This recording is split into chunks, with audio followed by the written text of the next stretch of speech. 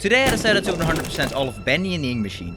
Let me tell you, this little devil thing put me through it. Getting all 61 achievements meant collecting every single one of the 120 bacon soups hidden across the 5 chapters. Tracking down 32 audio logs to slowly uncover what really happened inside this twisted studio, and even messing around with a few Bendy dolls along the way. So sit back, relax, and enjoy 100% of the man who took part in the devil's swing. Dear Henry, it seems like a lifetime since we worked on cartoons together. 30 years really slips away, doesn't it? If you're back in town, come visit the old workshop. There's something I need to show you. Your best pal, Joey Drew.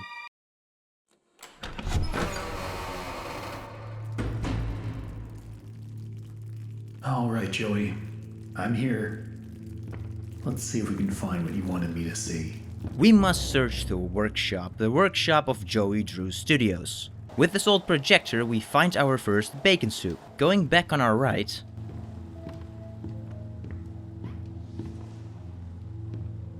Hey, here's my old desk. I wasted so much time in this chair.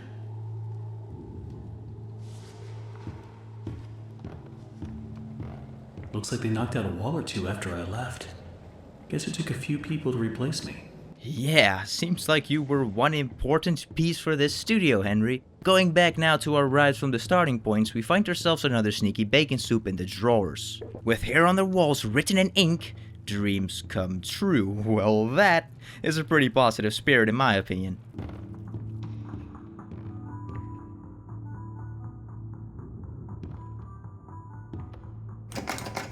That is odd, but it must be nothing. We jump over this ink tube to find one big lift. We restarted with some dry cells and... Let's see what you're hiding down there, old friend.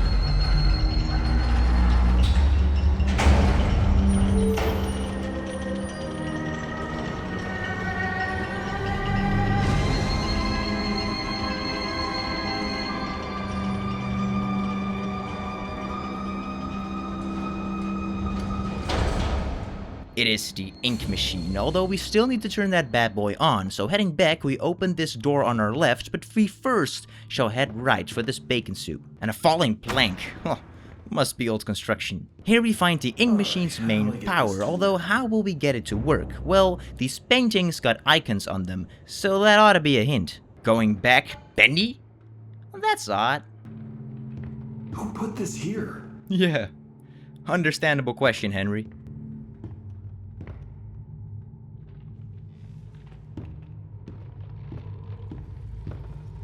Oh my god. Joey, what were you doing? Yeah, what in God's name was her so-called best spell up to? Jesus. Well, I'm gonna need that wrench, so, sorry. We can go in this door on our left, leading back to the halls where we were at. To here, find our first tape from the voice of Wally Franks. This tape tells us that Joey Drew's studio was already in a weird state before Henry even got here. Wally explains that the cartoons were not being finished on time anymore. The ink machine was making a mess. Nobody really seemed to understand why Joey needed this thing so badly. But the weirdest part is that Joey made the employees give up items for their own workstations and had them place them on pedestals? So the objects we are collecting are not just random puzzle items, they actually belong to the people who worked here. And with Joey talking about appeasing the gods, the game is already making this machine feel way less normal than it should. From here I went towards the left. Further down the hall, in this left door, we find a bacon soup. I headed back as at the tape was a motherload of 4 bacon soups. Back to the hall where we were at, on this chair is a Bendy plush. And in between the cams, another bacon soup. Up on this shelf we find 3 more bacon soups and find an ink pressure valve, which I cannot interact with. At least, not yet. I traversed my way back to the ink machine as I could pick up the gear piece for the pedestals there. From there, it was time to enter that open room where we could punch in and find the doorway blocked with wooden planks. Guess we gotta get past those sometime soon. On this desk, I find the Illusion of Living book written by the one and only Joey Drew. Wonder what it could mean. The Illusion of Living has a nice ring to it though. Another motherload was hit in this room as well, with a whopping 5 bacon soups just chilling in this closet. Then I played some darts for absolutely no reason, just felt like Luke Littler for a second. However, it was time to head back upstairs to... Oh, stop. Oh, you better be joshing here, buddy. And the room is suddenly openable. with 2 bacon soups, a record at the bottom underneath the desk, and a radio I turned on for our very first achievement, the Crooner Tuner. Playing some pretty epic tunes, aka the iconic 2017 track by Kyle Allen Music. Man, brings me back to those days. So, back to the big writing room, cause over here... Okay, that's all of them. Really? Huh, well that went quicker than I expected. So I returned and I made a very long stroll back to the ink machine's main power and placed the Bendy plush, music records, ink jar, gear, wrench, and the Illusion of Living book on the pedestals for the picking up the pieces achievement. With that, as we gotta get that ink flowing, my first idea was to head towards the ink pressure thingy as, well, it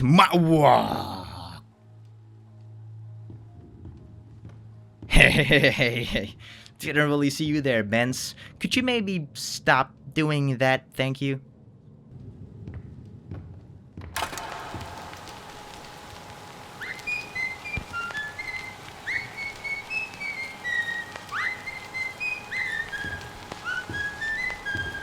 Bendy. Buddy.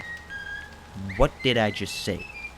I just gotta get that ink flowing with this room also filling up because it busted a pipe. None of my business. I just need to get that power on, okay? A flipping set switch, we do got it running. Now, before going to the ink machine, we gotta head back to our not-so-briefing friend old Boris. To just quickly walk through this poster to meet the Meatly, aka the creator, giving us said achievement. Now let's have a look at that ink machine.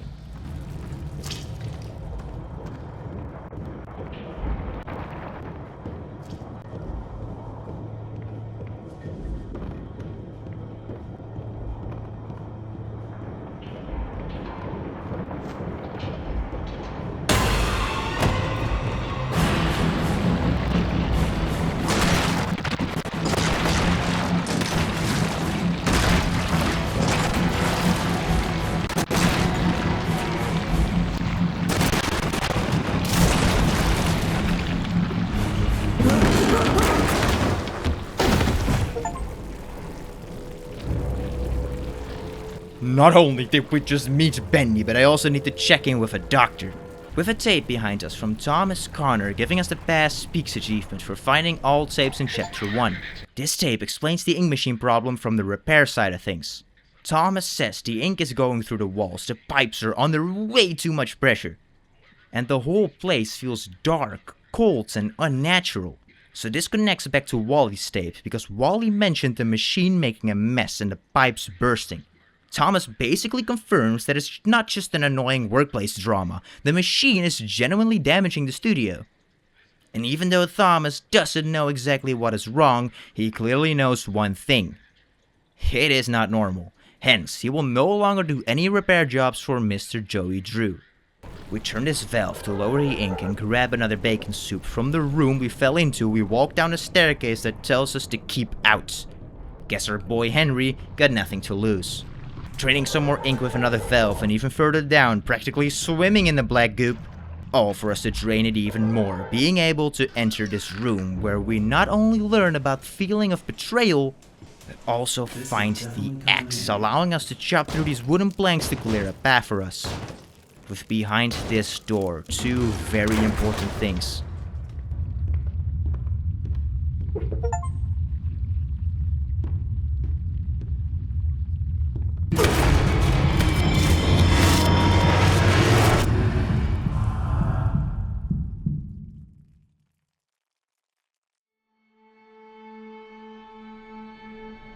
We enter Chapter 2, The Old Song. Oh, my head. What happened?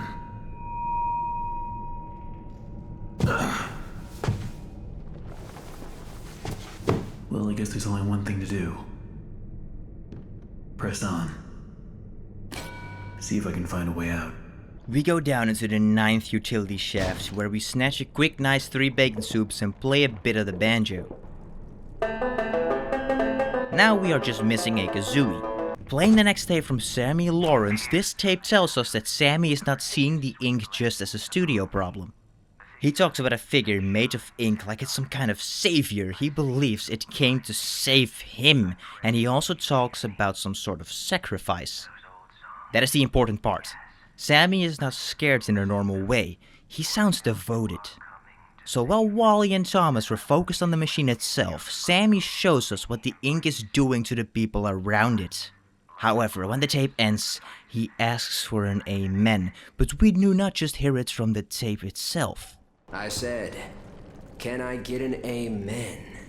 Is Sammy here with us? Oh god. Oh, this is freaking me out. The next room we enter is one big swimming pool of ink. Hello? Excuse me, can you help me? Hello?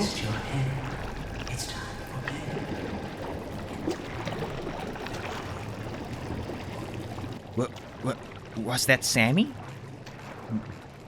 On the left, he placed a Bendy, however, this is not like any other. When broken, we turn around and when we look right back at it, it returns. It is a never-ending cycle, and on the shelves right next to him is a never-ending supply of a whopping 20 bacon soups. Gotta consume them all, lads. Need to get power to this gate somehow. Should be a couple switches nearby. Then maybe I can open it. Well, it's better open. The first switch is over at the big bacon soup cabinet. The second one has us traversing back to Sammy's tape here on the right, and from there on the left. That should do it. Open sesame.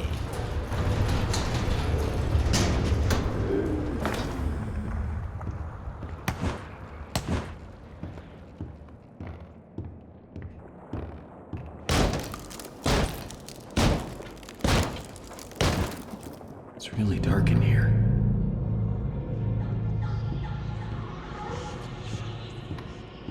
Looks like the stairwell's flooded. If I'm gonna get out of here, I'll need to find a way to drain it. Alrighty then. Sounds like a plan, Henry. To the right is the power switch. When flipped just a little bit more, then the power goes on. We have to fight the first ink searcher. These are the weakest enemies in the game. They die in one punch and do minor damage, although they also come in large groups. With him taken down, we get another tape from Sammy. This tape explains why the music department is such a mess. Sammy says Joey installed the ink machine above them, and because it kept leaking, the stairwell flooded multiple times, so instead of removing the problem, they added a pump switch inside Sammy's office. That explains why we need to get into his office, but it also shows how much the machine was interfering with normal work. And connected to the earlier tapes, this keeps building the same idea. The ink machine is not just sitting in the studio, it is slowly taking over the place. With that knowledge, we march on and take a first ride towards a piano. When we play it, after playing a note, we hear a man crying in the distance.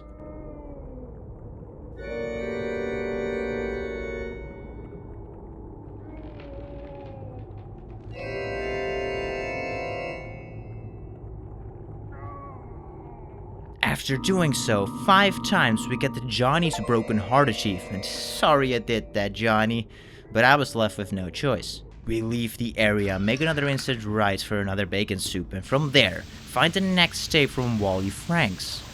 This tape is most practical, but it also explains exactly why we are digging through the trash. Wally lost his keys, and he thinks they fell into one of the garbage cans while he was making his rounds. It also tells us this is not the first time he lost them, because he's worried about Sammy finding out. Ooh. So from the story side, this keeps Wally as the normal employee dealing with normal workplace problems. But from the gameplay side, it gives us the reason to search these bins and get into the hall closet that is currently locked. Well, there's the pump switch, alright. But that's one hell of a leak blocking the door, though. If I could just stop that ink from flowing, maybe I can get in. Ink? Oh yes. Maybe you should stop that ink flow first, indeed. We head over to the other side of the ink department, where we got a tape from Norman Polk. This tape tells us that Sammy's strange behavior was not exactly a secret. Norman explains that Sammy keeps shutting down the music, sending everyone into the hall, turning on the projector, and then rushing down to the recording studio. The weirdest part is that Sammy does not come back out for a long time. So from Norman's point of view, Sammy is not just strict or annoying. He's doing something private, repetitive, and strange. This connects back to the third tape, because Sammy already sounded obsessed there. Now we know other workers noticed it too. Just what is this Sammy truly believing in? I turn on this projector, playing a little Bendy animation, and from there I go back down to, yes, find Wally's keys. Inside the room, I play some pool, but there is nothing else, so we turn the projector back on, as it, I don't know, shuts off or something. And went into the recording room, or well, at least looked at it from the outside to find a new tape. This tape introduces Susie Campbell, the voice of Alice Angel. And at this point, there's nothing scary about it yet. Susie sounds happy, excited, and genuinely proud to work at the studio. She says people like her as the voice of Alice. And Sammy even thinks that Alice could become as popular as Bendy one day. But the important detail is how personal it feels to her. Susie says Alice feels like a part of her. So this tape does not explain a monster or a mystery yet.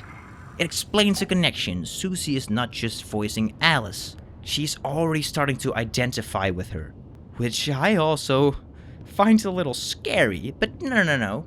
Real voice actors and actresses truly go deep into their role, so it must be nothing to worry about. What I did now was start the projector with Bendy's animation. Before it shuts off, play the banjo 3 times, then went to open that closet as we got the keys. Because inside of it is another audio log from Sammy. This tape explains Sammy's private sanctuary. He says every artistic person needs one, and to enter his you need to know his favorite song. So this is not really a big lore tape, it's the game giving us the rules for the music puzzle. But it also says something about Sammy himself. He has created a private space inside the studio locked behind music, almost like the whole room belongs to only him. That connects back to the 5th tape, where Norman said Sammy kept disappearing after using the projector. Sammy clearly had his own hidden routine going on here. His sanctuary of music to open this door is a bit different on everybody's playthrough. For me, it is the violin, banjo, bass, piano. This rewards us with the My Favorite Song achievement. However, what I did not know yet is that I made another mistake for another achievement that I will need to return for. Right now, that is unimportant. As we could squeak a little Bendy plush and read, sing a happy song, whistle a merry tune, and wait for his arrival. He is coming very soon. Nice little rhyme there, Sammy. Let's just stop that ink flow, eh? Oh, and hey there, Bendy. Unnecessary. Really not needed. However, we make it out alive and went to the infirmary, with anyone who could fake an illness being docked at a full week's wage. Guess Joey wasn't messing about. And crap, the valve isn't attached to the ink pipes. Where did it go? Having pulled the lever down here, we see this gate open up, and apparently we are approaching Sinners.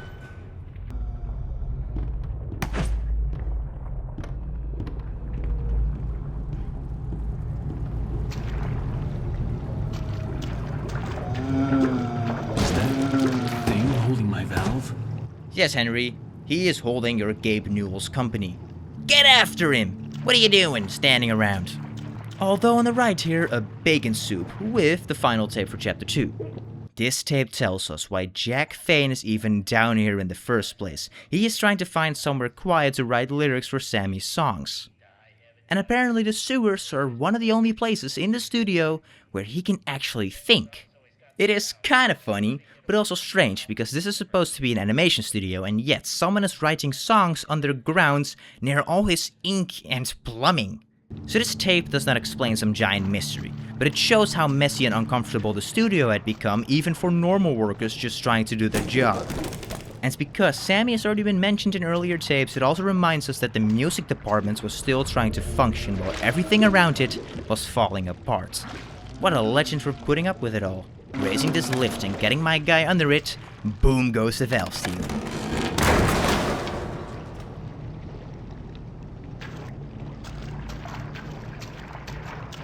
Sorry I had to do that. Nice hat, though. That is quite a nice head indeed.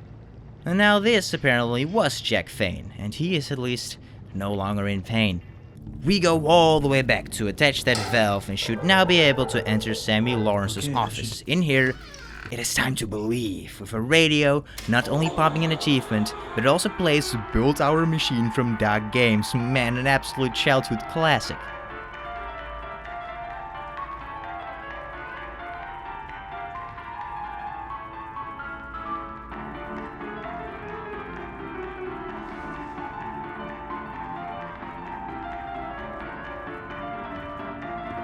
With the pump control activated, we make an instant left back into this room to once again meet the Meatly. How are them trombone skills coming along, mate? Anywho, the pump control is activated, so time to get the hell out of this awful studio.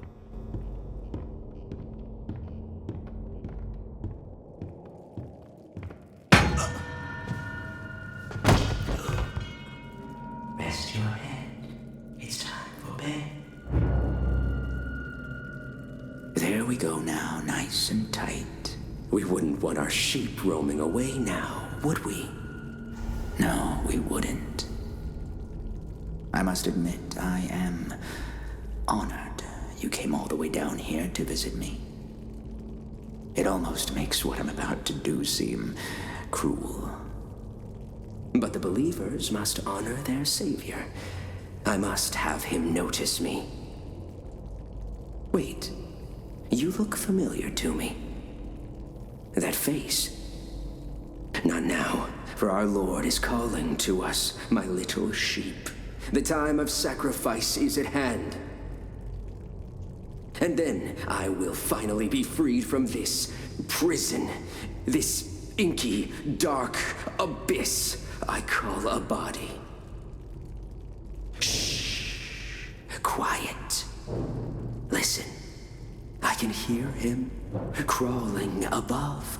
Crawling. Let us begin. The ritual must be completed. Soon he will hear me. He will set us free.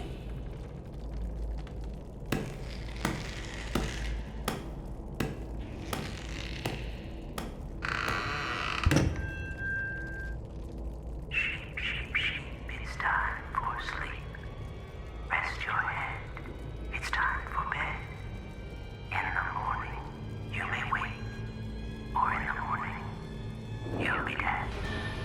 Hear me, Bendy. Arise from the darkness. Arise and claim my offering. Free me, I beg you.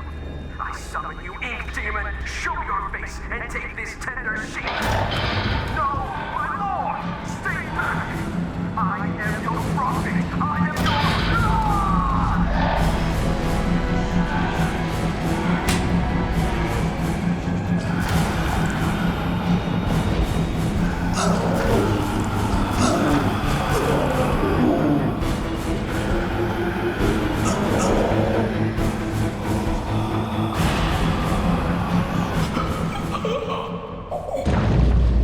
What just happened?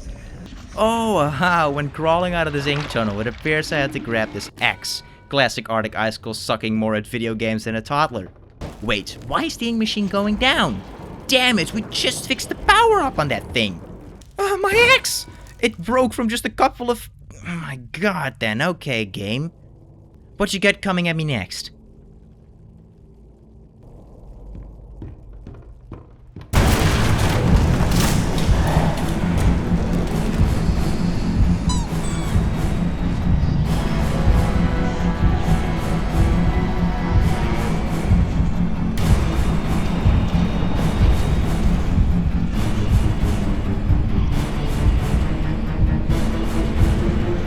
Oh, you are one ugly demon, oh my lords. But you're so cute in plushy form. I eat the final shit. I also missed a can of bacon soup already. This is going to be one long ride, people. In the next room.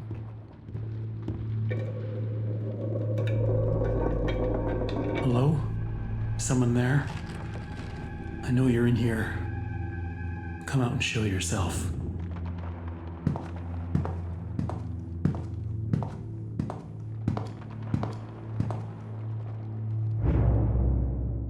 Boris?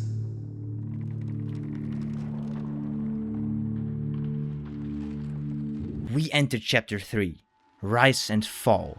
Waking up in a safe house. Wait. Why am I not questioning Boris? We saw him dead with a bloody wrench in his chest. Outside this room.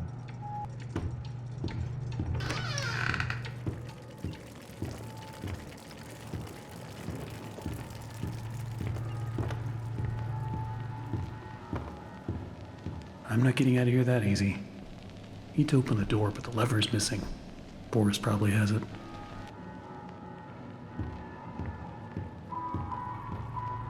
Hey buddy, you seen that lever handle around?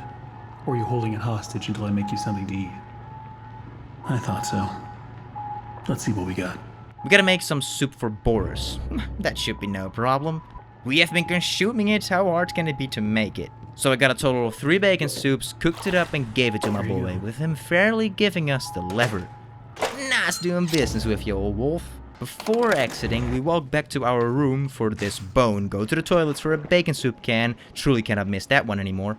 And outside the safe house, we give Boris his bone for the knick-knack paddywhack achievements. Grab 3 bacon soups, no, 4, behind this cobweb, and grab this light to enter the darkness, no longer armed with an axe. We keep the light near Boris as much as possible so he doesn't get lost.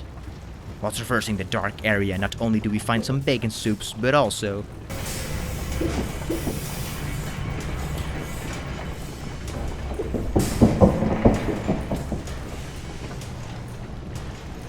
Did you hear that? Yeah, me either.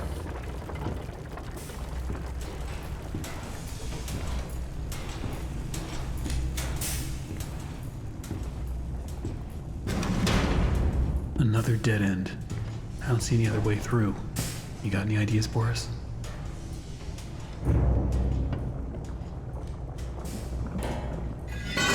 The fence? Do we gotta come after you? Oh, no. You are a handy wolf. Thanks, Boris. Wow. I don't remember any of this. Well, it does look pretty cool, I must admit. Up here, we once again got something blocking the door, so we need to fix up that toy machine to make a passage. Going back, we flipped the switch, but I got a feeling another one must be activated. Now, the toy machines were filled to the brim with all kinds of toys, so getting those out of the wheels, they started moving and producing again. And here we got another tape with some sort of Irish dude yapping. I don't be seeing what the big deal is. So what if I went and painted some of those Bendy dolls with a crooked smile? That's sure no reason for Mr. Drew to be flying off the handle at me. And if he really wants to be so helpful, he could be telling me what I'm to be doing with this warehouse I got full of that angel whatchamacallit. And a scrap of that mess, he said. They probably have to melt it all down to be rid of it all. Sounds like a great dude to me. Oh, yes, of course. I gotta tell you guys what it was really about. Well, it seems he handled the toy and merchandise side of the studio. He is annoyed because Joey got angry at him for painting some Bendy dolls with a crooked smile, but Sean clearly does not understand why that is such a big deal. The bigger devil in the detail is that he also has a warehouse full of Alice Angel merchandise that nobody wants. So this tape explains that Joey's problem were not only with the ink machine or the cartoons, even the merchandise side of the studio was messy, disorganized, and probably just wasting money. And it also shows how controlling Joey could be, even over something as small as a doll's smile. Cool. So let's see what's behind this cabinet, eh?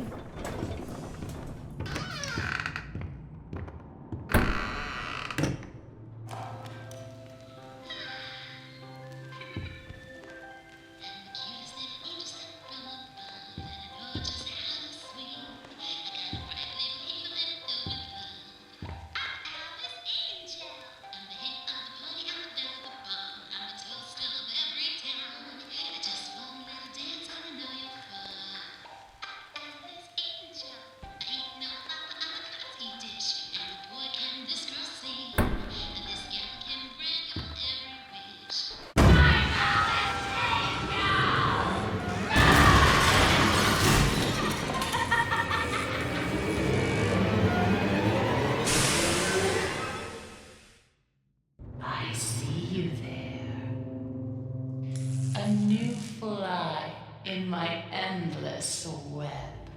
Come along now. Let's see if you're worthy to walk with angels. No, she escaped? And what did she mean by walking with... we must pick a side. The demons or the angels? Oof, lady, that's a tough call. I do kinda feel like a demon though, not gonna lie. Here we find a tape of Joey Drew. This tape gives us Joey's way of thinking. He talks about dreams, belief, and wanting the impossible. On its own, it almost sounds inspiring. But because of the earlier tapes, it feels a lot more questionable. Wally and Thomas already explained how dangerous and messy Joey's ink machine became. And Susie just showed how badly people could be hurt inside the studio. So when Joey talks about belief making you powerful, the game makes it feel less like motivation and more like a warning. This tape does not explain exactly what Joey has done yet, but it does explain the mindset behind it. Joey believes that dreams are worth chasing even when everything around him is already going wrong. I mean, cheating death itself? I don't know, Belle. Doesn't really sound like your mind's in the right place. We continue through the demon area, quite a long hallway with... you got me there, Bendy. Oh, you got me. Boris. Oh, you scared me to death. Don't suppose you found anything we can use to protect ourselves with. This will do. And we're armed again, people. I quickly squished more Bendy plushies in this room. However, not just a couple, and not all too quick. It actually took some time, but we played with 25 of them, baby, getting the inner child achievement. To open the storage exit, we need to pull 2 levers at once. Boris already got himself one. Although we haven't, so we need to find it. First, this tape shows us that the ink machine is still a serious pressure problem. Thomas is trying to teach Wally what to do if the ink pressure goes over 45, but Wally clearly does not understand it properly. That is dangerous, because Thomas says doing this thing wrong could blow up every pipe in the entire place. So this connects back to tape 1 and tape 2, where we already heard about bursting pipes, and leaking ink, and pressure problems in the walls. The important thing here is simple. The ink machine is not stable, and even people working around it barely know how to keep it under control. We continue forward to eventually reach a little miracle station with a feel familiar message. No, not ringing any bells, so we go back. Off to the left it is, where we see the ink machine getting lowered once more. Come on, pal. What are you planning to do with that? Or, well, who is even doing this? Most likely Bendy. Going back, and instead of going left, we go right to see a poster of the... Hello there. Looks like we've met a new enemy. One from the Butcher Gang. Well, a short life he lived. And a lever we pull to continue forward with Boris, and instantly to the right, get 2 bacon soups. Continuing from there and going down, it looks like Boris has found us an elevator. You're so interesting. So different. I have to say, I'm an instant fan. Looks like you've got a date with an angel. Come to me now. Level 9. Just follow the screams. Well, although you are quite the baddie, I am not hearing any screams. Come on, step out of your cage. There's a whole twisted world out here. Not a fan of your teasing, though. We see a big door with Alice, being quite a gal. Although before opening this door, walking a bit back, there is a tape. This tape explains that the elevators in the studio are unreliable. Thomas says sometimes they open and sometimes they just don't. And sometimes they just keep going, and he blames Joey for cutting corners.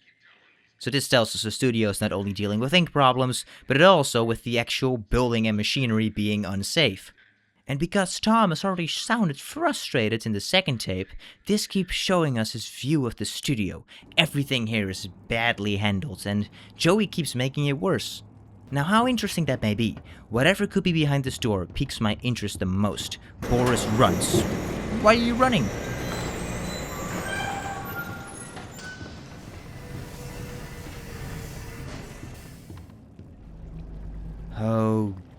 Oh God.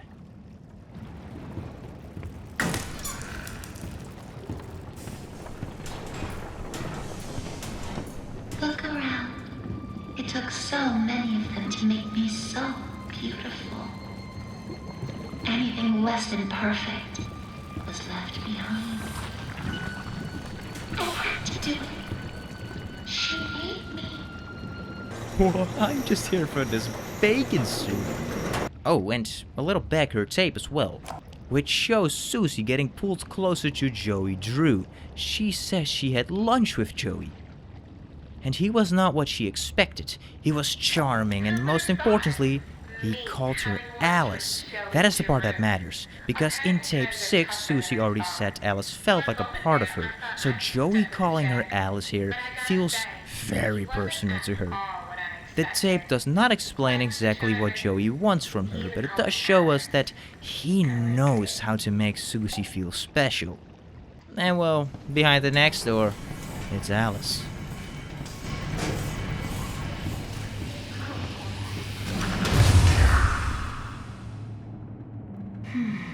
Now we come to the question. Do I kill you? Do I tear you apart to my heart's delight? The choices of the beautiful are unbearable. How's a girl to choose? Take this little freak, for instance. He crawled in here, trailing his tainted ink to my door. It could have touched me. It could have pulled me back. Do you know what it's like, living in the dark puddles? It's a buzzing, screaming well of voices. Bits of your mind swimming like fish in a bowl. The first time I was born from its inky womb, I was a wiggling, pussing, shapeless slug.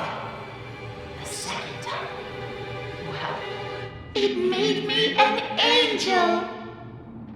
I will not let the demon touch me again. I'm so close now. So almost perfect. Yes, I will spare you. For now.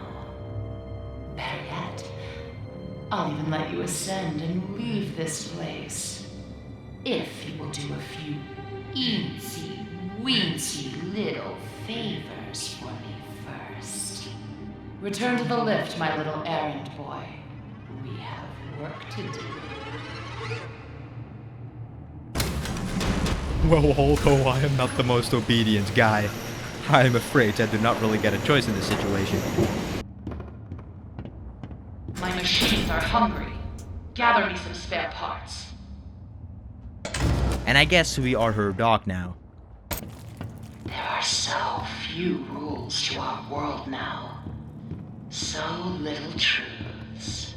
But there is one rule we all know and respect down here. Beware the ink demon. Stay out in the open for too long and he will find you. For if you see him, you'd better hide. If you don't, well, I enjoyed our date. Now, let us begin our work. Oh, right on it, Alice, right on it. We gotta head to floor K, though first... Have you met him? The ink demon. They say he hears everything. Every creak of the floor. Every rustle of paper. I wouldn't run so fast if I were you. You never know what will draw him in. Well, we did just spot one of the butcher dudes, kinda tweaking in between the stairs, which, well, does hint whatever is inside here. It will be an unpleasant surprise, I'm afraid. Anyway, with our new wrench, we started opening some boxes for gears, nothing too crazy. I was lucky to figure this out pretty soon, but our old pal was glitched here. He was not supposed to spawn here. He had our final gear. If I hadn't figured that out as soon as I did, I probably would have lost my mind. So calling the elevator back up, it takes a little bit, but hey, there he is, old Boris.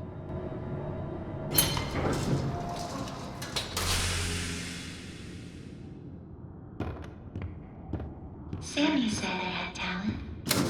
He was always a good liar. Still, he was once a very handsome man. Oh, I bet he was. Depositing the gears plus the wrench.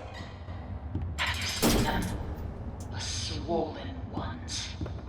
They're just stuffed full of extra thick ink. It makes me sick. And yet, it's the perfect thing for keeping myself together. If you're gonna catch them, you'll have to learn to move quietly. Come back to my door. I have something that you'll need. Okay, so these eensy-weensy tiny tests have turned into a job simulator. Okay then, fair enough. Off to floor 11 it is. Now the new syringe he gave us is a strong weapon, and on our right, through this door a bit further down, we got another radio to play, playing the Bendy and the Ink Machine musical from Random Encounters. And I wasn't writing the script back then yet, but they're actually stopping soon. I love these guys. But at least we can still love the appreciation from the developers towards the fanbase. This is awesome.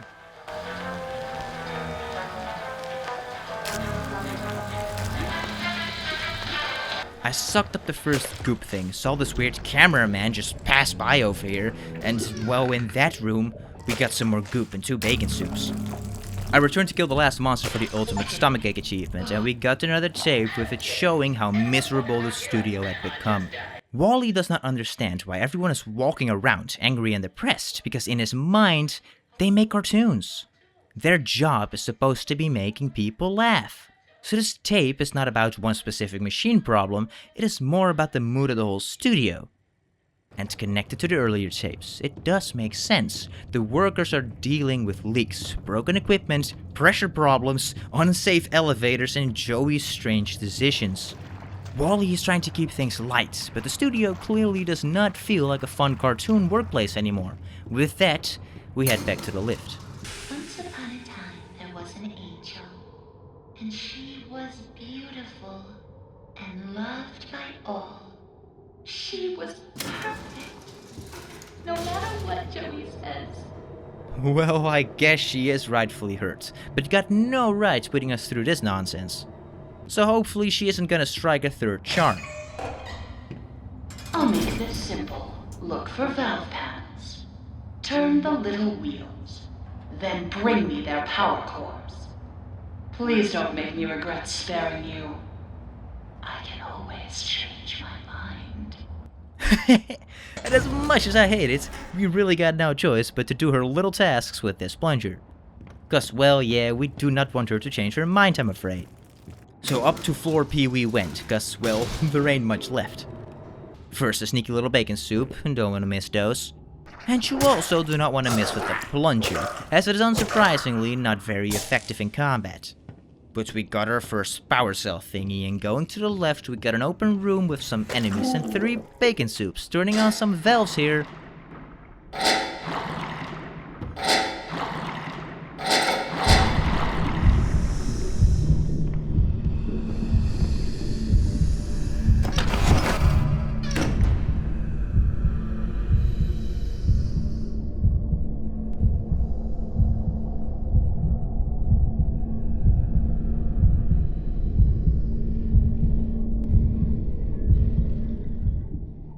Was that? No questions. That was Bendy. What the hell? How did he? I gotta watch out with them valves, dudes. And when I did, I got that power thing. Dangerous stuff. Finding the next valve thing. This time, having to raise the ink up, I thought Bendy returned, but it was just a stupid searcher. We got the final power core. You're quite the efficient little errand boy, aren't you?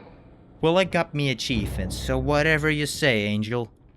Back to the lift we went to hopefully finally suit Alice's needs. There was a time people knew my name. It's Alice Angel, they'd say. Feels like so long ago. But those days can come back. Dreams come true, Susie. Dreams come true. Well, I hope we can help you out with your little dreams by doing these jobs. You see those grinning demons? Let's remove them, shall we? I've got just the tool to make this even more enjoyable. Oh, RX! Well, isn't that nice? Chopping down some Bendy cutouts, no problem. Sounds like a blast to me. Although first, we got the Grant Cohen. Grant Cohen's tape shows us the money sides of Joey Drew Studios. Grant is basically saying Joey keeps coming up with big ideas, but he is the one who has to make the numbers work. And the important detail is that Joey apparently has another huge project planned, and according to Grant, it is not gonna be cheap. So this tape explains that Joey's dreams were not just strange, they were also expensive, and the people beneath him were left trying to hold the studio together. So he didn't just give a crap about his employees, he didn't care about any of them, not a single one. All he cared about were his dreams. With that, it's time to go to floor K to start chopping down 15 Bendy cutouts. Don't got much to say here, all enemies were one shot and cutting down cardboard Bendies ain't the hardest thing. However, when all 15 were chopped up... Now that was fun. Oh, I forgot to mention, he hates it when I do that. I would hide if I were you.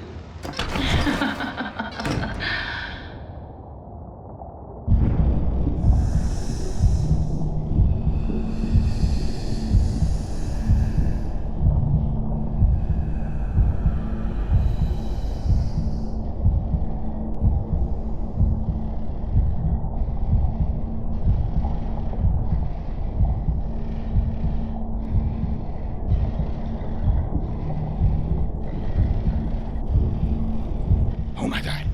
It is the Ink Demon once again. He is slow. Can you please move along, pal? We got bacon soups to chomp down.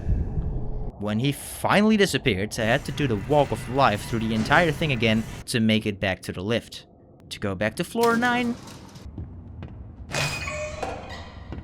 The disgusting wretches that wander my halls have gone unchecked. They're trying to drag me back to the darkness. Don't take your angel. Purge them one by one. Smash them into puddles. Kill them. We have to kill the entire Butcher Gang, with some searchers joining in too. The Butcher Gang consists of 3 villains, or well, for this game at least. When we took them all down... So quiet. Like a welcoming grave. I like the silence. Don't you?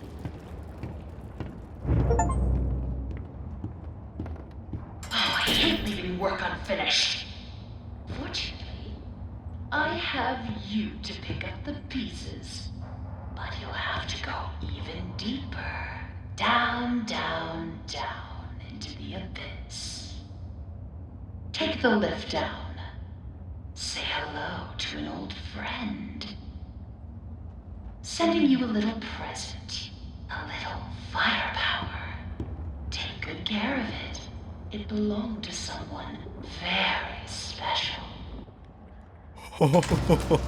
Holy shit. I forgot. It's a little hard to get a hold of. Oh well. Better luck next time. What do you mean? Oh, the cleanup achievements are gonna be something else. So now, not so strapped, we go up here to at least snatch ourselves the axe. And we're off to floor 14 to collect our first heart.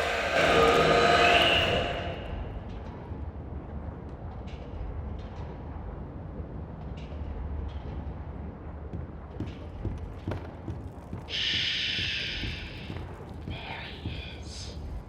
The projectionist. Skulking in the darkness. You be sure to stay out of his light.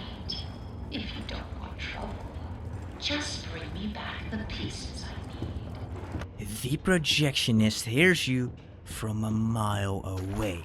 I learned that the hard way. If I had that damn Tommy gun, I could have beamed my guy down. However, I'm not so lucky right now. But I was lucky enough to find a tape telling us more about Norman Polk's personality. He says he's not looking for trouble, but because he is a projectionist, he naturally moves through the dark parts of the studio. And because of that, he knows how to avoid people, where to hide, and how to see things without others knowing he is watching. So this tape explains why Norman feels so unsettling. He is not just some random worker. He knows the building, he knows the shadows, and he sees more than people think. So long story short, Norman Polk is the projectionist, or well, at least now. So we gotta sneak around here without him being dead. Trust me, it ain't easy that way. So I made real good use of them little angel cabins scattered around. Otherwise, I would not be telling the story no more.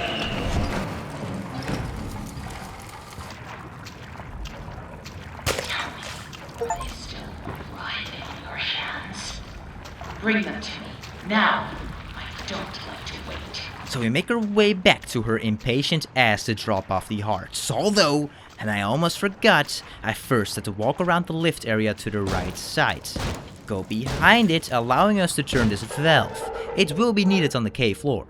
Instantly to the right, we can go down here now for a bacon soup, and further down another supply of soups and a plushie. Going even deeper, another soup, and even much deeper, we got some more bacon soupies popping. Ah, you're shitting me. You're shitting me. No, this is the longest chapter. No way, Jose, I'll be replaying it all for the bacon soups again.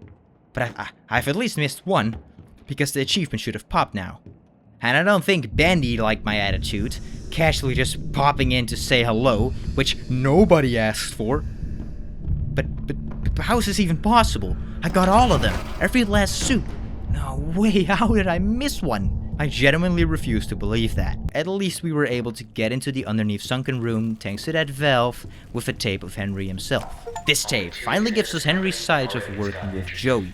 Henry says Joey was always the man with ideas, but only ideas. Henry was the one actually drawing and making things happen. He also mentions that he has barely seen Linda because of his work, which shows how much the studio already took from his personal life. This tape explains that Henry was just not another employee. He helped build the studio's dream, but even early on, Joey was already taking more than he gave. Surprised he got no comment on the tape.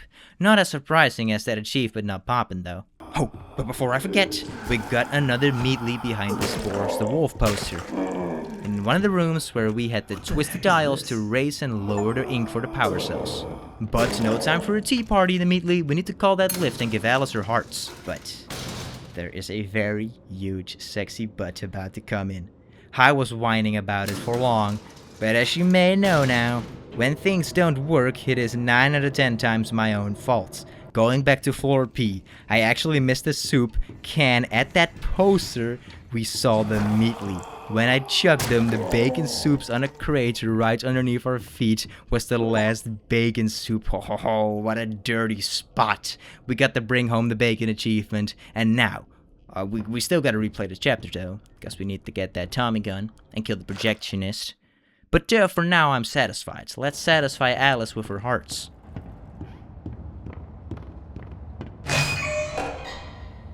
It seems we've reached the end of my to-do list, my little errand boy. I hope you enjoyed our time together. I'll always treasure it. Return to the lift. It's time to go home. Yes. Home. And that is a place where I can go. Stepping in the elevator, it is off to home.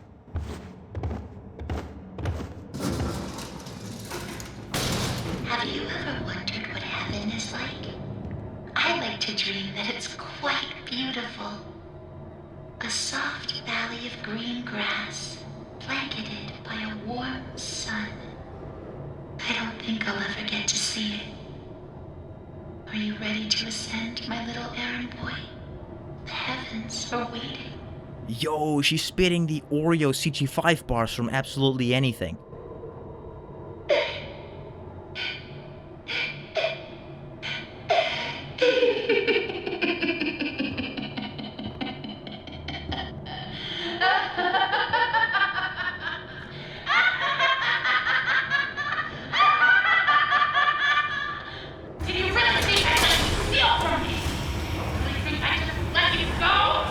No, Henry! I know who you are, and I know why!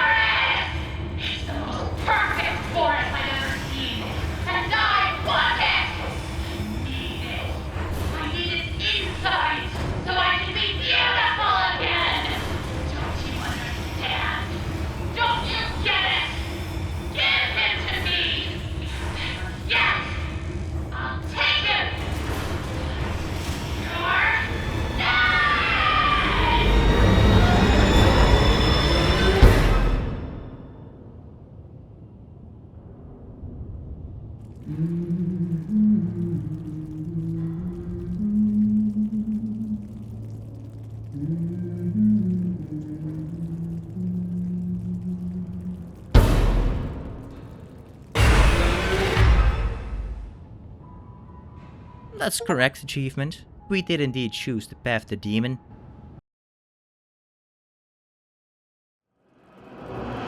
All right, Joey. I'm here. Let's see if we can find what you wanted me to see. We enter Chapter 4, Colossal Wonders. We must rescue Boris. Anyway, with that found valve, we could enter the archives. However, going back into the door to our left, a bacon soup, plus another meatly barbecuing behind yet another Boris the Wolf painting. Now, in the archives...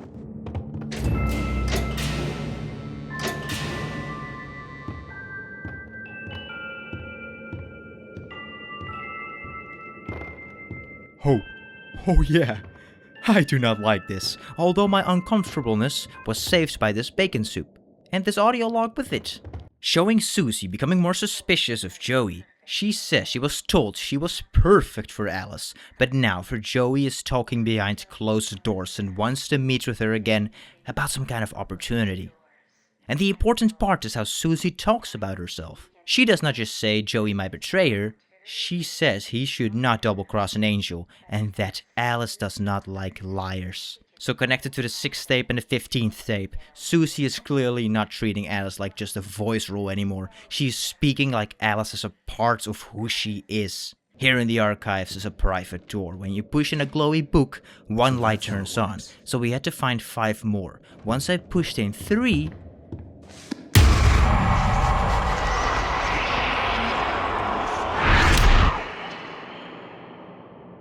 Okay. I don't think I want to play anymore. Having pushed in all 5, the door opens and we must enter the darkness, with all ambience music just stopping. However, it did return once crossing this path. This lever is not working at the moment, so we gotta find a way to fix it. A bit further up, a lever we can pull.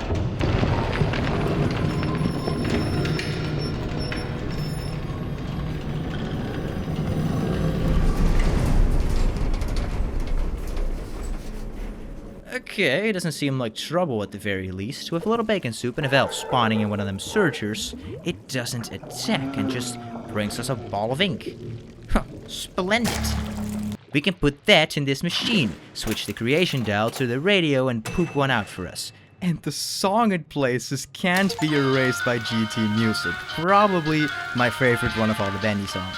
We go back, turn the dial again for some good. Make a gear to stick on here and get the lift moving, making it to the other side.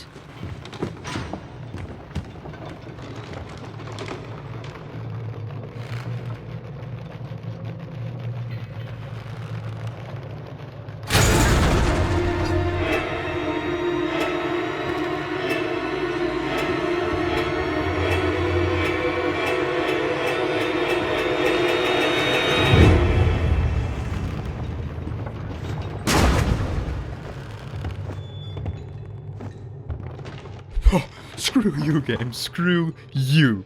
Behind this metal door...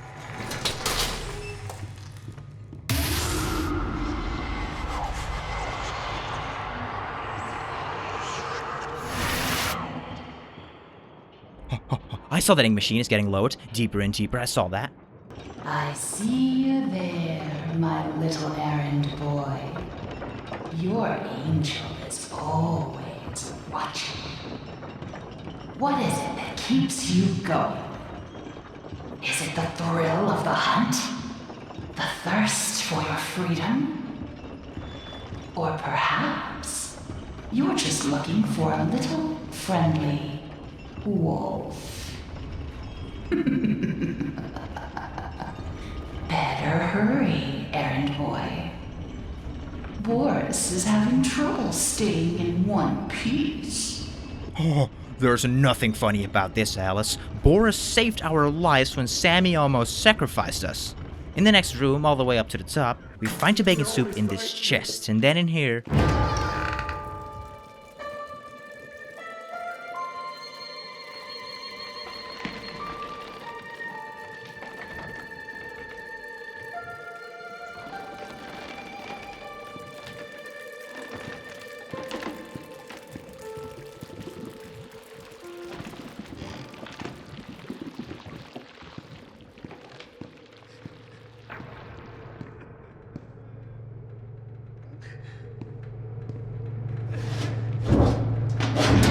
I'm sorry, you guys. Sadly enough, I also gotta make it out alive here myself. I am of no use getting y'all out.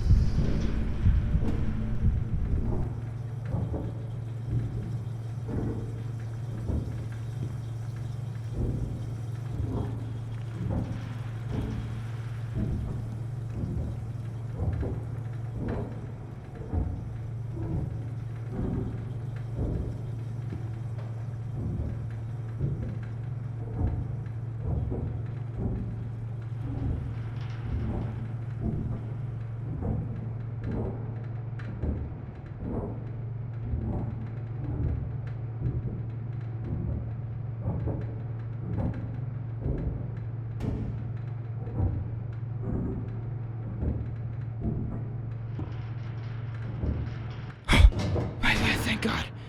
We got out of them vents. Did not like that one bit either. Going up all the way, we got a new tape logger introducing Bertram Pittman. Pittmont? Well, it's the man behind Bendy Land. And right away, we learn two things about this guy. He is extremely proud, and he absolutely hates being talked down to by Joey. Bertram says he has spent 40 years building massive attractions, but Joey introduced him in front of investors as Bertie. Like he was some sort of child. So this tape explains that Bertram does not see Bendy Land as Joey's dream. He sees it as his own legacy. Even though Joey is paying him, Bertram makes it very clear. He does not believe Joey owns him. Well, I personally would hate to visit Bendy Land, so let's hopefully not do that. I snatch another bacon soup and activate the Storage 9 shaft door.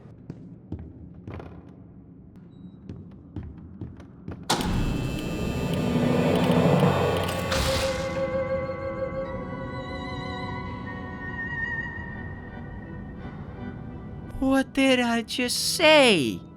Well, at least they rebranded it to Bendy Hell, with a tape of Wally Franks explaining why Bendyland games are connected to the door. Wally says the warehouse workers kept locking themselves out of their own back room. So he suggested rigging the game so the door opens when someone wins. This is mostly a gameplay explanation, but it still fits Wally perfectly. Just like the Zephyr tape, where he lost his keys. Wally is again accidentally explaining why Henry has to do weird little tasks to move forward. So what is that weird little task? Well, first, a little bacon soup. This haunted house seems like the way to go, but it's gonna need some power. Hang in there, Boris. I'm coming. Tell me, are you having fun? I'm sure Boris doesn't mind waiting for his rescue party.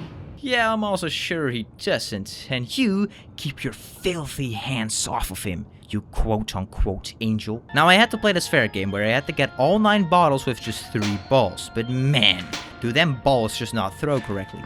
Although I figured it out pretty quickly. The lower the ball is in Henry's hand, the harder you throw. So with precision throws, the Milkman achievement popped. Now we had to get a perfect score on Bullseye Bonanza. This was extremely easy. Just do not miss any shots and hit all the targets without hitting the big X in the middle. First try, baby. I mean, I am the holder of 100% in neon white. Also hearing a gate being opened to the left from us with, oh god, I hate them scary bendy puppets. They creep me out, man. But first, power switch down. So that's awesome. Flipping the powered up switch now over at the main power, we opened up the research and design gate. With behind it some empty bacon can soups distracting the butcher gang. These will be necessary as we got no weapon and still need to get around these fools. So we grab a couple as decoys with one collectible bacon soup behind the empty cans, and another to the left right next to it. I distracted them towards the right to sneak towards the left where we find a crying fella.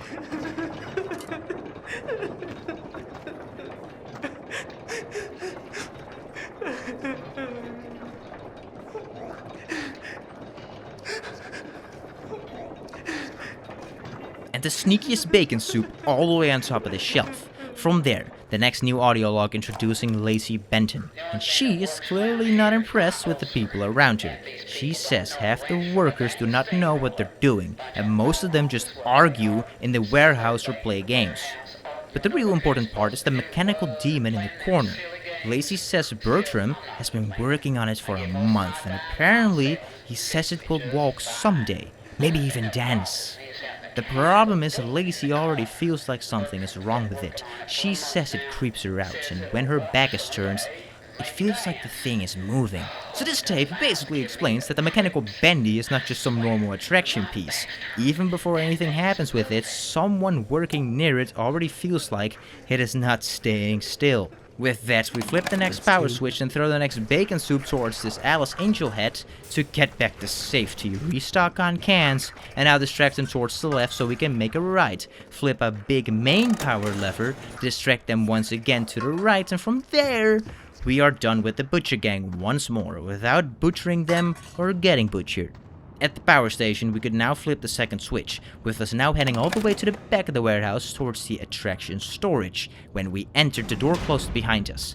Oh, I'm not a fan of that. However, we do find 1, 2, 3, and 4 bacon soups in one room with the next tape, which is a bit different. The biggest park ever built. A centerfold of attractions. Each one more grand than the one before it. It makes my eyes come to tears at the thought. But then, oh, Mr. Drew, for all your talk of dreams, you are the true architect behind so many nightmares. I built this park. It was to be a masterpiece, my masterpiece. And now you think you can just throw me out? Trample me to the dust and forget me? No! This is my park, my glory. You may think I'm wrong, but I'm still here.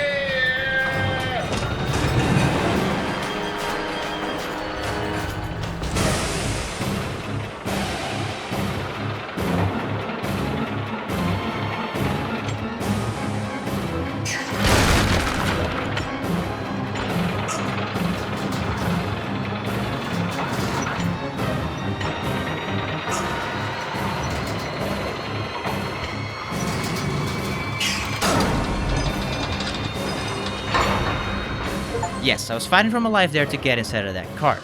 I had to for the going to be sick achievement, but hey, we got it. Now it is true. Bertram Pittman is inside the carousel, which in my opinion is the most disturbing shit we have seen so far. With the X we found on the floor, we had to cut off some screws. Or whatever these things are that keep the hands in place. To defeat Bertram, which honestly took surprisingly long.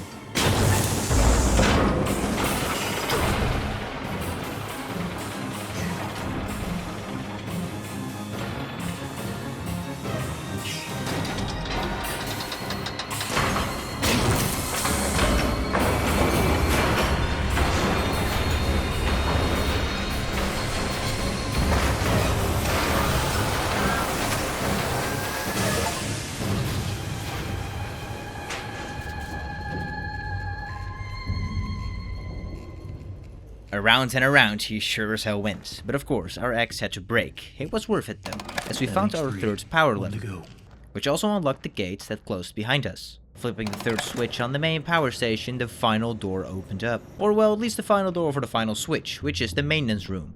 Going in here, we find another bacon soup in a jiffy, and looking down is that, oh crap, it is. The projectionist, he is back, but my hiding skills are unlike any other. I had to traverse this inky train station with him lurking around. When I pulled the lift lever,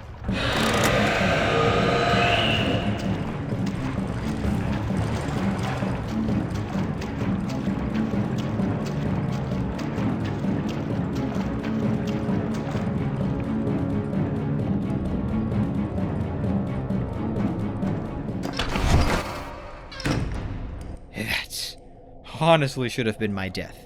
Going up the stairs this time, as the lift got rid of the blockage, we turned on the next power switch. Or well, it depends on what you call turning on. I think we just flashed the projectionist out of existence. We quickly stand here and take a pic, getting us a little souvenir achievement, and grabbed another bacon soup. Going back down for the final audio log in chapter 4, this tape shows the difference between Joey's public voice and his real voice. At first, he gives this big speech about believing in yourself and staying true to who you are, but then immediately drops the act and calls the whole message trash. So connected to tape 12, this makes Joey's dream speeches feel way more fake. The game is showing that Joey knows exactly how to sell people hope, even if he does not actually believe the words himself. That is one terrifying fact. Heading back, something crazy happens.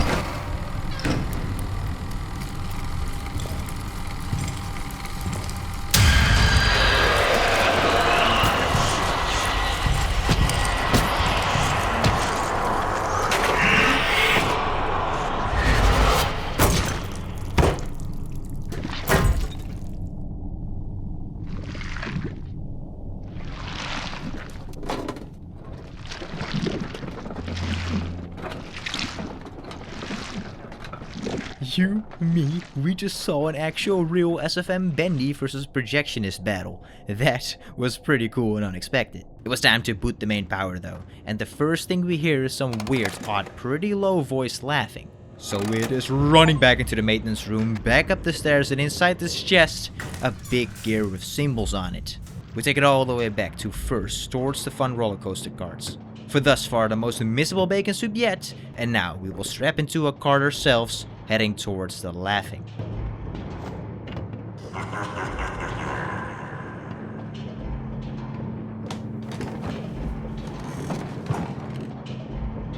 And now, the ride truly begins, Henry. Come in and pretend it's all just a bad dream.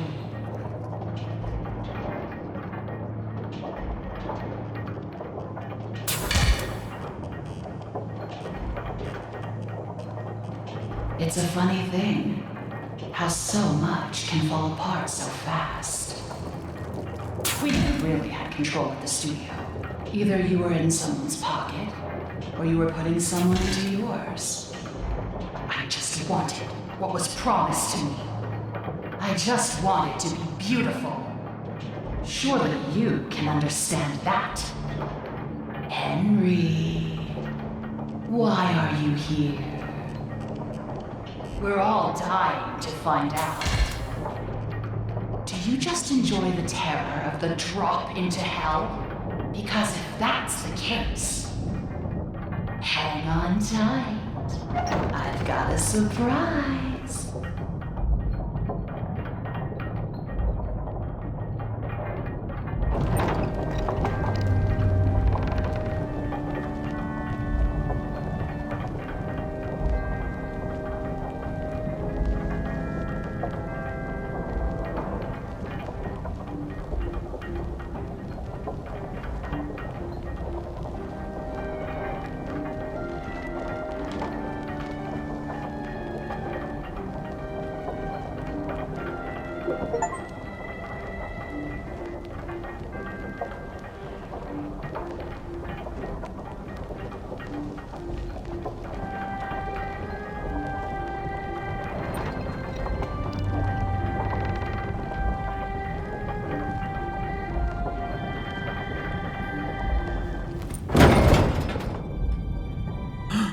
Boris! Oh no, what has she done to you?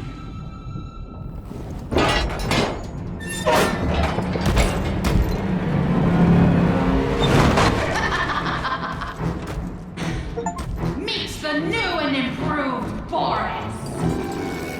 I took what I wanted, and in return, I gave him so much more! And this time, there's no ink demon, no escape. Boris, tear him apart! Leave nothing! Now this fight isn't the hardest, it is just confusing. You need to pray you find some of these ink droplets. When you do, you put them into this machine, make a plunger out of it, and when given the chance, strike at Boris. I did this twice and then the roller coaster cart started appearing. he picked one up, threw it at me, and killed me. But here's the thing. It took him like 5 minutes to kill me when the cards started coming, as my guy just didn't drop any ink, so it low-key is a bit of RNG, or it was just glitched. The second time was my charm. I plunged him for the third time and...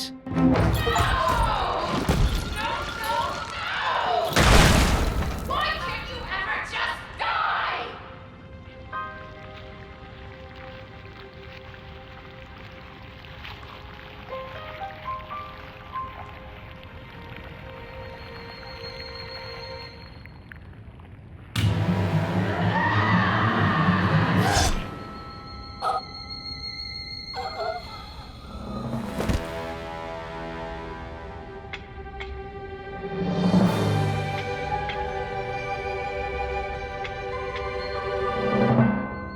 Yo, what? Oh, chapter 5 is going to be big. It is called The Last Reel.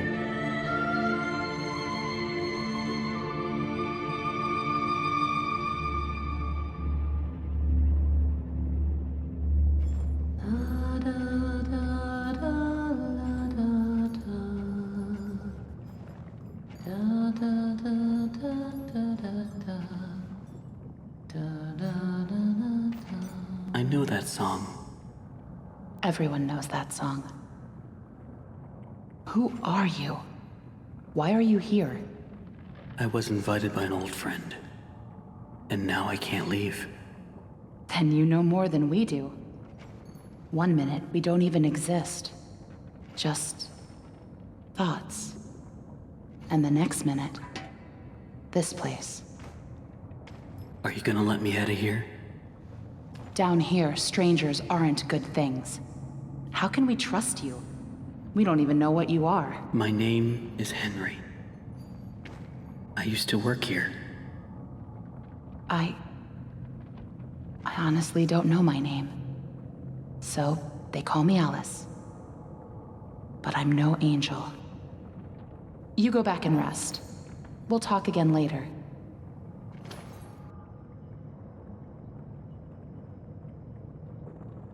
It's only for a few hours. No need to worry. I won't go far. Only up to level 6. Just stay here. Keep an eye on Henry, okay? I'll be back as soon as I can. I promise.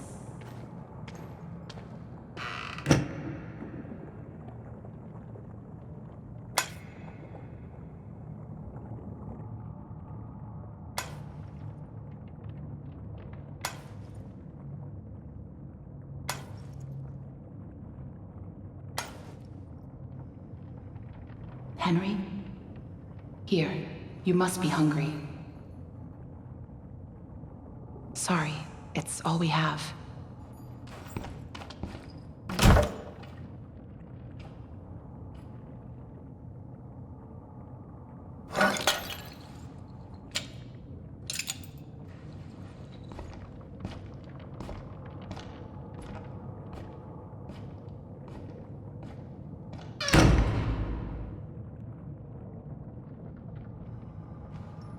I know you're watching me.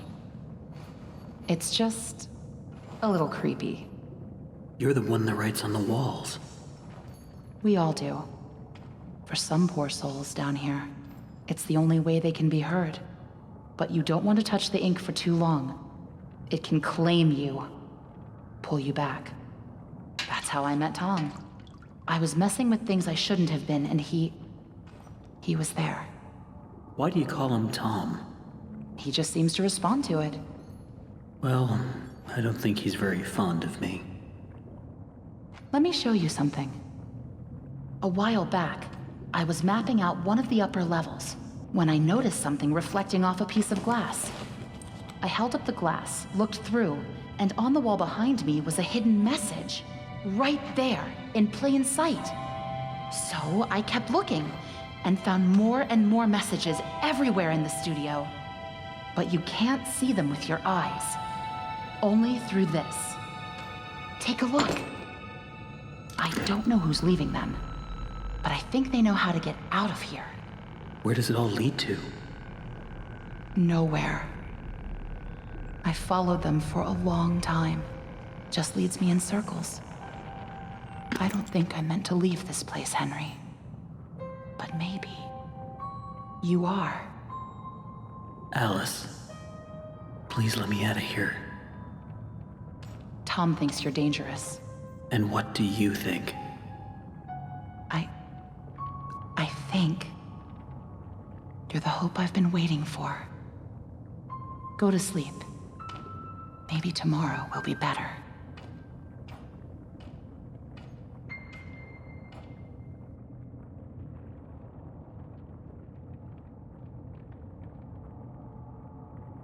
That was really stupid, Tom. You shouldn't have gone out there. Now that he's seen you, it's only a matter of time before he finds us here.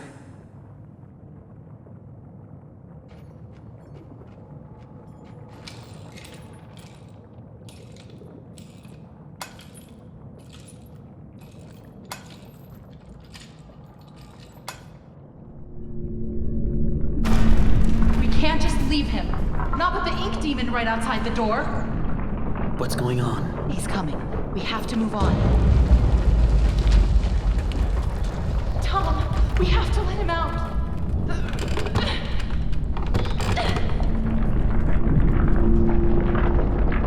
I'm sorry. Yeah, well, sorry isn't gonna cut it, Alice. You cannot just leave us to die. We need to find our way out of this prison. With the glass, we know we must take pull the spoon, and in the toilet lid, get our rusty pipe back. Then break the wooden planks and consume a quick 4 soups. Now, we will follow him. Continuing from here, getting rid of some searchers, there's something in the river. Pulling this lever, we lower the boat to go on a long trip through the ink river. It takes a bit, but eventually something gets stuck in the paddle wheel. Some of them ink blobs. Sounds like something stuck in the paddle wheel.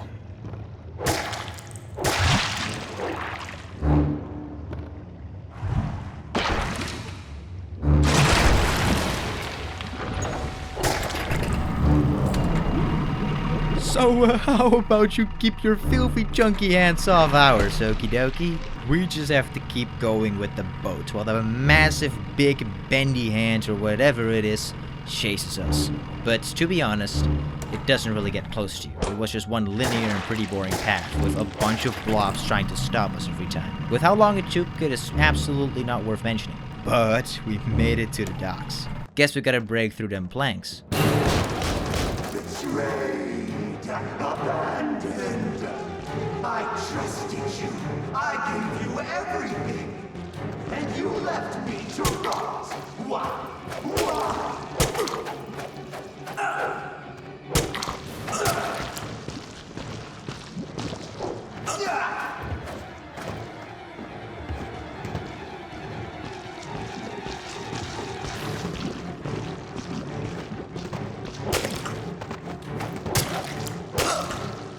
I'm going to cut that smile right off your face!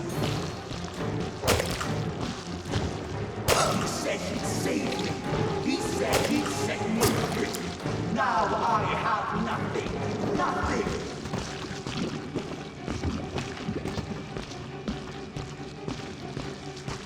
No!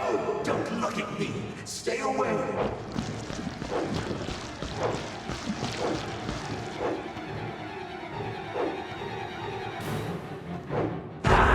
You lied to me. You said I'd be free. Well, I'm going to free you now. Free your head right off your shoulders. Sheep, sheep, sheep. It's time for sleep.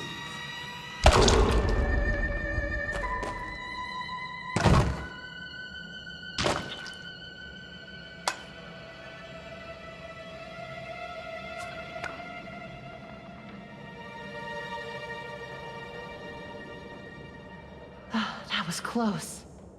You're lucky we were in the neighborhood.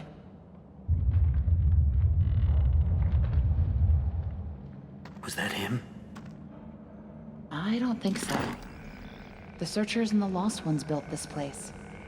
Sammy must have been keeping them at bay, now that he's gone. Looks like we're in for a fight. Get ready. Watch out! Here they come!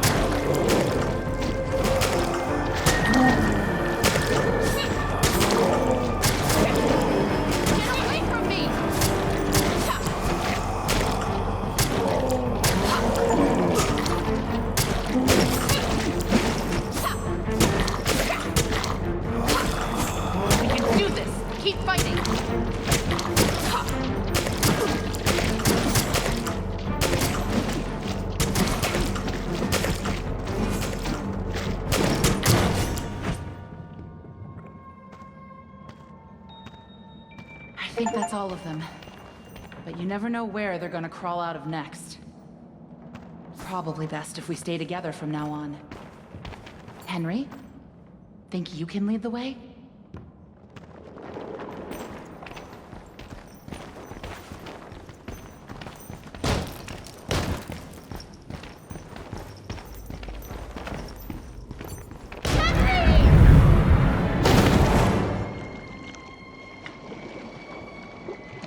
You gotta be kidding me. So we reunite with the gang, get expected by Boris, which she calls Tom, but then gets screwed over by a plank? As you saw, I got the gold bricking achievement and aggression, as the shadows and suffering is just for beating the fight. Gold bricking was for having Boris and Alice get, I think it's about 25 kills total. And aggression is beating the fight in less than 2 minutes and 30 seconds. Glad I at least got those two in one go. Down here we had to drain the passage by finding 3 pipes. However, first, yet another tape, with this tape finally explaining what the ink machine was meant to do.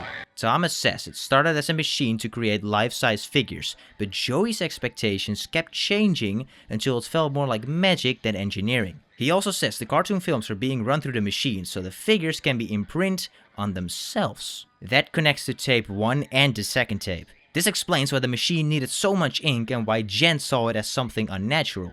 The biggest detail was that the first Bendy figure was a failed attempt, and Thomas says there was something unworldly about it. So that is quite interesting. However, I'm wondering what could be behind the administration gate. We just opened by getting inside the little office and pulling the switch. Making an instant left here, we see we need to find some missing pipes, although the Butcher gang is also roaming around, and as we are not armed, we cannot get spotted by them. So hiding is something that needs to be done here. After a bit, I find ourselves a tape from Joey. This tape is one of the clearest explanations of what Joey was trying to make. He says he's paying Jens for living attractions, not weird abominations. So the ink machine was not just meant to make statues or props. Joey wanted cartoon characters that could actually live and move around. But the first attempt clearly went wrong because Joey mentions a grinning thing walking around Thomas's office and says it needs to be locked away. And then comes the worst part. If the problem is that these creations are soulless, Joey says they will get them a soul. So connected to the 27th tape, yes, there's been a lot of these tapes, Thomas already explained the machine was becoming more like magic than engineering. This tape shows Joey's answer to that problem was not to stop. We explore a bit more and find an ink-flowing puddle with a pick-upable puddle. Bringing that puddle back to the office from where we opened the hatch, we were able to make our first pipe. When we did so, Bendy started approaching, so we hit ASAP and waited till he disappeared. With the first pipe collected, we now had to go to the same place 2 more times to get 2 more puddles for the other 2 pipes. So when I successfully pulled through 2 more times, I went back in for this tape in the first enterable room. Once again, one from Joey. This tape shows Joey trying to control the story. He says the rumors about the company being in financial trouble are false, and he calls them a lie. But connected to the 17th tape, that sounds very questionable. Because Grant already told us Joey's big ideas were expensive and difficult to manage. So this tape explains that Joey does not want people asking questions. He wants them to trust his leadership, stop worrying, and just keep doing their jobs. Basically, Joey wants everyone to believe that he has everything under control, even when the studio clearly does not feel that way anymore. To the left of that room, in here, a tape from an unexpected fella. Because this tape is from Wally. And it is very Wally, as he explains that while cleaning offices late at night, he found a chocolate cake just sitting there and decided that after all his hard work, that cake was basically a company perk. So this tape does not explain a giant mystery. It mostly gives us one last normal worker moment from Wally. But it also shows how small the rewards at the studio really were. After everything these workers dealt with, Wally is excited about one stolen cake. And of course, if anyone finds out, he knows exactly what will happen. He's out of here, like he was every day. Now we went back all the way to the puddle floor, as there is Joey's office, and inside it, another tape. In this tape, Joey is talking directly to Susie. He tells her he knows how much Alice means to her, and he says he believes his characters are more than drawings. They are alive, part of them, and he wants people to meet them like real beings. He also mentions a small project, almost like a ceremony where Susie can help bring Alice to life again. The tape is basically explaining that Susie was not just randomly involved. Joey directly invited her into whatever he was trying to do with Alice. And the way he says it sounds warm, but with everything we know, it feels very wrong. With that being the last tape of chapter 5, in front of his office is a bench to the right with 1 bacon soup, and then a closet with 2 more bacon soups. Also getting us the no feet for a spoon achievement. Sadly enough, not the master of bacon yet, as we still need to re-find all the bacon soups in chapter 2. It was time to attach the pipes, but before entering though, we still had to take a little stroll down to the one and only the Meatly behind a wall, also once again behind a Boris the Wolf poster. Granting us both the A Sweet Discovery achievement for finding this Meatly, plus the Grand Puppeteer for having found all the Meatlys. Now it's time to enter the film vault, where inside the actual vault, we find a box of tapes. Looks like whatever was here was taken long ago. How did you get down here? It pays to carry a rope. You should try it. Look, I know where we have to go, but it's not gonna be pleasant. The Ink Demon has something that we need. I'm going after him. You want to go to his lair? Are you crazy? That's death. That's where the trail seems to lead. Well, it's probably close by. Probably through that door. But it won't be easy to open. I'll need 3 gears, a crowbar, some kind of counterbalance. Huh. Well, that works too. I guess. Ah, old Tom O'Pell, you know what's up. Anyway, inside this box, right to the vault, we find the final radio playing Lonely Angel, I'll Be Your Angel, from Lauren Singer. Singer? I don't care. It's time to carry on.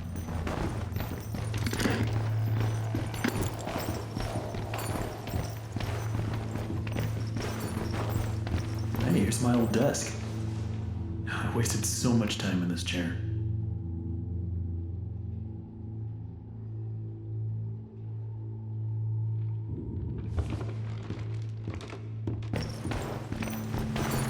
Quiet.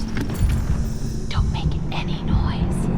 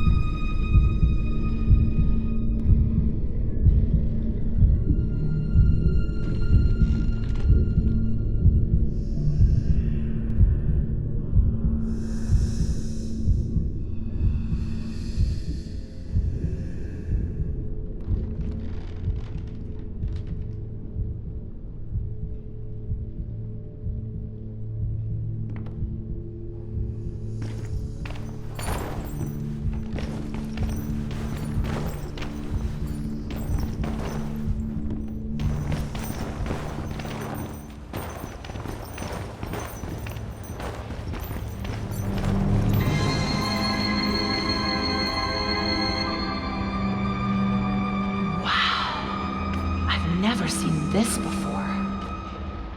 I don't see any way around. Nothing to build a raft with. We'll have to wade across. We can't. We're not like you, Henry.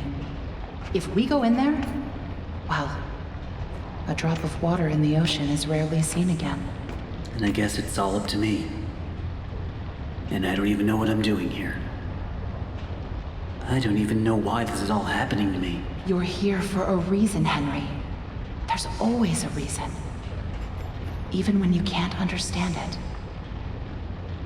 It's time. Set us free.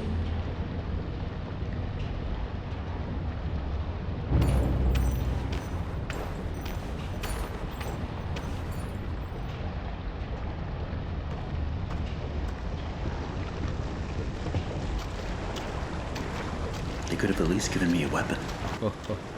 How I couldn't agree more, Henry.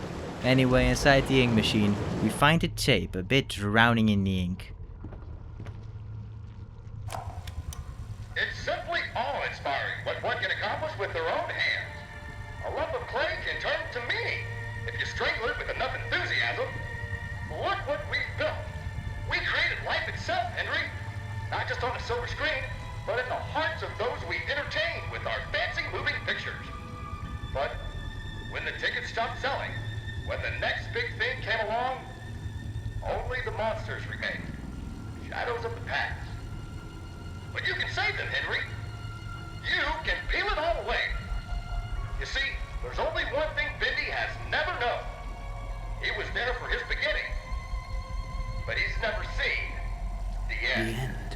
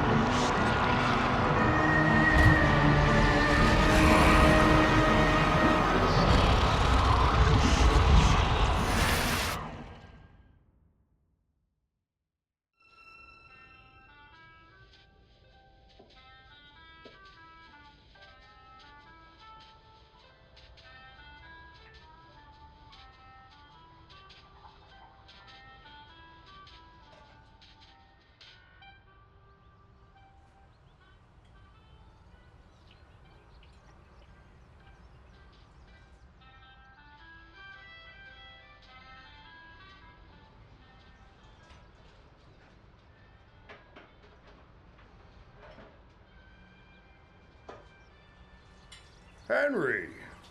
So soon. I didn't expect you for another hour yet. Now you're just trying to impress me.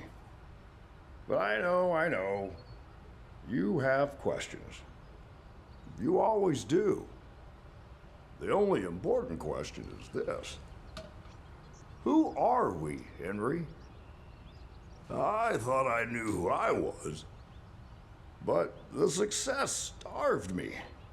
Nothing left but lines on a page. In the end, we followed two different roads of our own making. You, a lovely family. Me, a crooked empire. And my road burned. I let our creations become my life. The truth is, you were always so good at pushing, old friend. Pushing me to do the right thing. You should have pushed a little harder. Henry, come visit the old workshop. There's something I need to show you.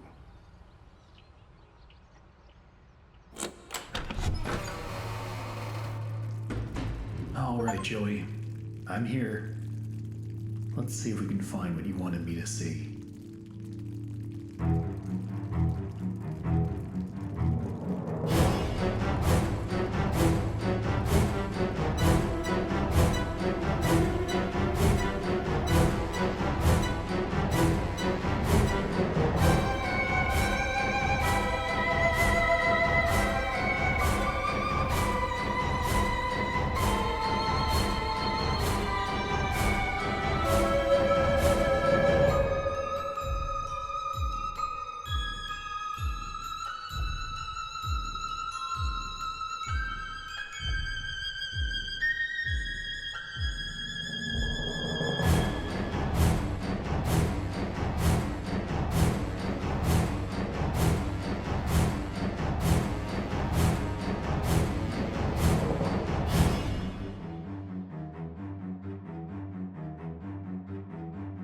And that is Bendy and the Ink Machine's main story, and man, oh man, it is some beautiful writing.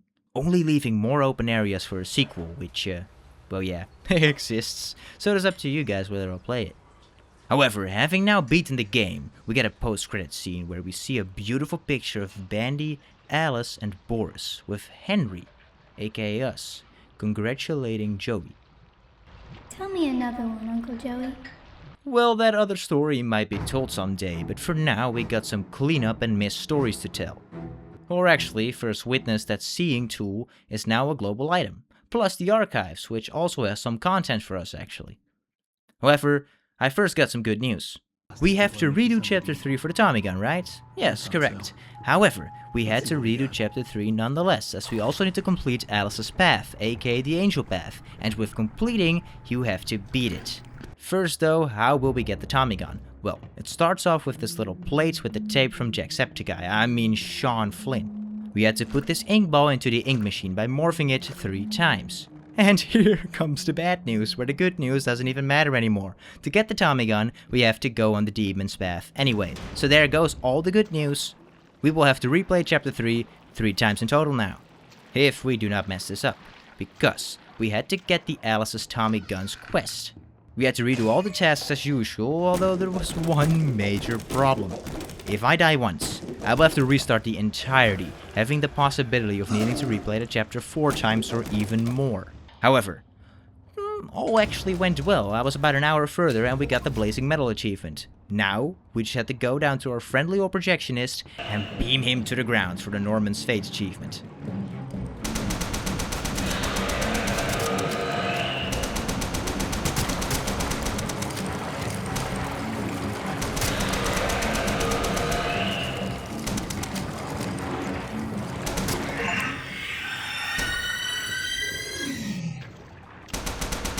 With that done, I will now have to replay Chapter 3 again, pick Alice's Angel Sight, and here we find our final tape as well. This tape shows Susie's excitement from tape 6 starting to break.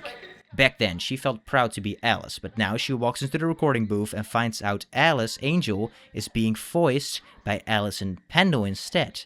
And Susie does not take it like a normal job change. She says part of her died when Sammy told her that her role was taken. The most important part is that the tape explains that Alice was not just a role to Susie anymore. She had attached herself to that character so much that losing the voice felt like she lost her life. She was set up horribly. However, I then still have my questions between the two different Alices. Now, what just ruins the achievement is that you must beat the entire chapter with the made choice. It could have just popped when you made the choice, but no. Gotta show the game how dedicated you are. Making this low-key and unnecessary slog in my opinion, so having gone through the entirety of chapter 3 again, but picking the angel path, with throughout this run no different gameplay aspects tied to it, we did, at last, pop the Path of the Angel achievement. Oh boy, that's chapter 3, lads. That is done. Now it's time to cook up some Canadian bacon back in chapter 2. I just quickly had to get all 31 soup cans instead of crying like a little baby, saying I'm 100% confident I got them all, while I obviously just didn't as the achievement didn't pop, it's a skill issue. So getting all them extremely delicious bacon soups was not the only thing I still had to do, as I also still needed to strike up the band, where I had to turn on the projector in the recording studio, spam an instrument until it shuts off, and see an extra Bendy appearing. I did that until 9 Bendies were there, and continued like usual. And when I opened the gate to continue, the Strike Up the Band achievement popped. This time, the last bacon soup after the Bendy chase did get us the Canadian Bacon achievement, and the Master of Bacon achievement for having found all of the bacon soups in the entirety of Bendy in the Ink Machine. With that, only 3 achievements remain. First is heading into the archives. This is a place with descriptions, art, and the 3D models of all the characters we have seen. I mean, look at the Alpha Bendy. Thank God they didn't settle on that design. The concept wasn't any better.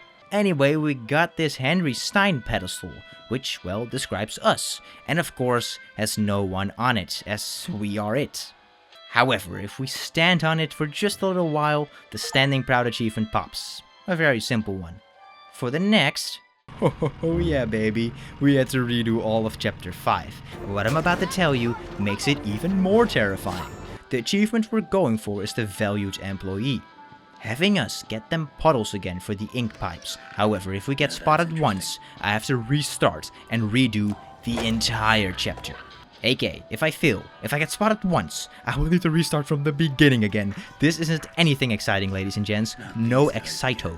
Although what was pretty exciting is that your boy pulled it off on his first try, and man oh man, I couldn't have done it without the GOAT King Beast. He had this step-by-step guide, easy to follow, and it worked like a charm, so massive shout out to that legend. Now, only just one achievement stands in our way, which, well, actually surprisingly is once again in chapter 3, but it ain't too bad. All you gotta do is put your system's clock between the 23rd and the 31st of October to enter the Ink Demon's Eve event. Although for some reason my computer really hated this, and Steam even more, cause no, I'm confident I do not have 3,474 hours in Bendy in the Ink Machine. I was tweaking about a bit, and the game simply wouldn't launch with this time and date. However, putting Steam into offline mode bypassed it big time and had me confirm I made it into the event thanks to the pumpkins around Boris's safe house. Now I just had to make the soup, guide him through the dark and have him open the gate, and make it to the Heavenly Toys, where the achievement didn't pop. Switching to online mode mid-game wasn't even an option. So yeah, long story short, it simply isn't possible the classic way. I found a tool called Run as Date. It is a tool that runs the game specifically on a different chosen date. So I gave it a go, but the game crashed, although rebooted itself, and we're in! Hopping into chapter 3, and no pumpkin on the garbage can. So it worked, but Steam once again said, no little achievement hunter. Okay, screw it. I tried, but this achievement even a toddler can obtain. You just need to be still breathing on October the 23rd. Currently, I might not even make that. So I installed a mod forcing the event, redid the shablam, and spent way too much time trying to get it quote-unquote legit. However, with using a mod, I used a mod for it, don't kill me, it did pop. And we have 100%ed all of Bendy in the Ink Machine, and boy, was it phenomenal. I sure do miss these old horror indie games taking the world by storm. I mean, we do got Poppy Playtime. They didn't really pique my interest. Personally, I kinda wanna hop into the Dark Revival most definitely as soon as possible, as 2 new Bendy games have been announced. Who knows, lads? Who knows how great those might be? All I know is that Bendy was a little devil thing.